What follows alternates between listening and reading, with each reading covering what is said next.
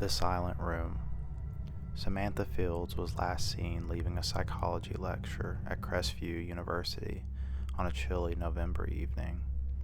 A sophomore majoring in cognitive psychology, she had been an ambitious, bright student with plans to pursue a career in neuropsychology.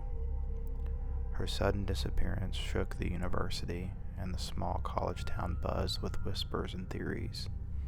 Detective Mark Donovan was assigned to the case, with 20 years of experience. He had a knack for piecing together puzzles, but Samantha's case left him uneasy from the start. No signs of struggle, no witnesses. She had simply vanished. Her friends and family were at a loss, describing her as responsible, level-headed, and deeply invested in her studies. None of them could imagine her running away. As the days passed without any new leads, pressure mounted. The investigation was slow, the town restless. Then a clue emerged, a single handwritten letter sent to the campus police. It read, "She's not as perfect as you think. She hides things, deep things. Look closer." Samantha had a dorm room that was meticulously organized, almost too perfect, except for one thing: a journal tucked under her mattress. Inside, Detective Donovan found a side of Samantha that no one had mentioned, a sign obsessed with psychology beyond her textbooks. The entries in her journal were deeply introspective, often dark, as if she were analyzing her own mind in a detached, clinical way. One entry stood out. "Sometimes I don't recognize the person in the mirror. There's something wrong inside me, but I can't figure it out. Maybe if I could just dig deeper, I'd understand." It was unsettling. The more Donovan read, the more he began to suspect that Samantha was hiding something, perhaps even from herself. He consulted with the university's psychology department, learning that Samantha had been particularly interested in dissociative identity disorder. Her professor, Dr. Evelyn Marks, said she had been working on a research project about memory, trauma, and identity fragmentation. She was passionate, Dr. Marks said, her face tight with concern. But maybe too much. I think she was grappling with something personal. Donovan began to wonder if Samantha's obsession with identity and memory was more than academic. Could she have been struggling with her own mind?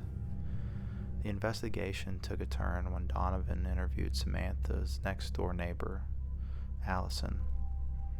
She described Samantha as quiet and reserved, but she also mentioned something strange. In the weeks leading up to her disappearance, she heard Samantha talking to someone in her room, late at night, when no one else was supposed to be there. It was weird, Allison said. It sounded like she was having full conversations, but there was no one answering. At first, I thought she was on the phone, but it didn't sound like that. It was like she was talking to herself or to someone who wasn't there. This added a new layer of complexity to the case. Was Samantha mentally unstable? Could she have a mental breakdown and wander off?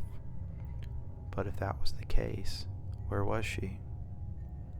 Weeks passed with no solid leads until Donovan received an anonymous email. "If you want to understand Samantha, you need to see The Silent Room.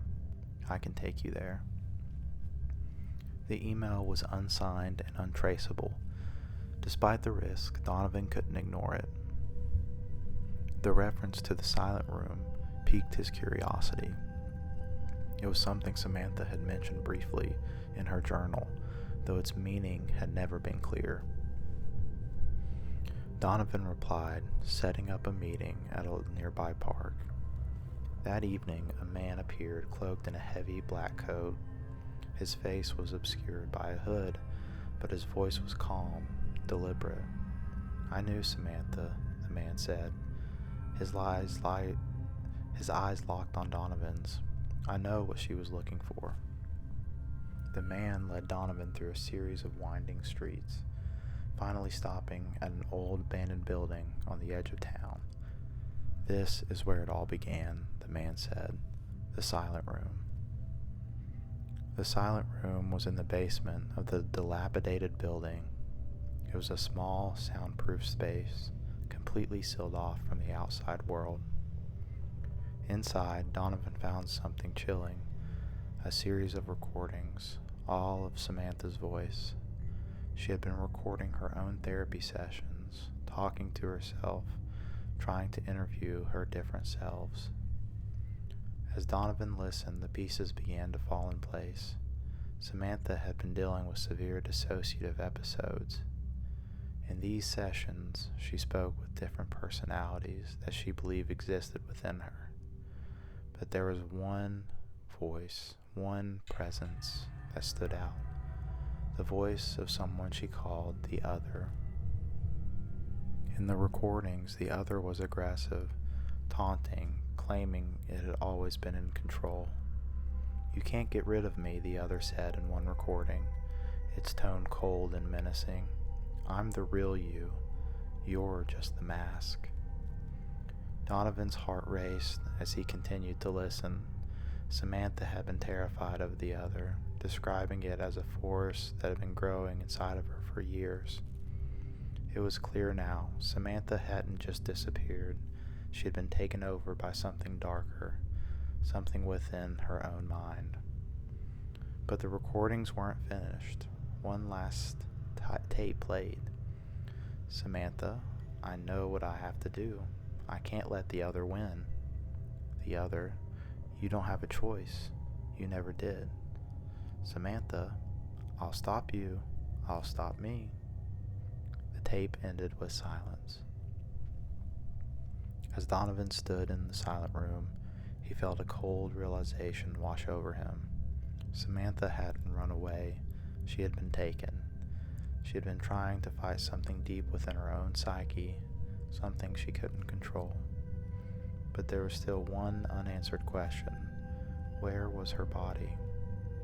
Suddenly, the man who had led him to the silent room spoke again, his voice low. "She didn't win, you know."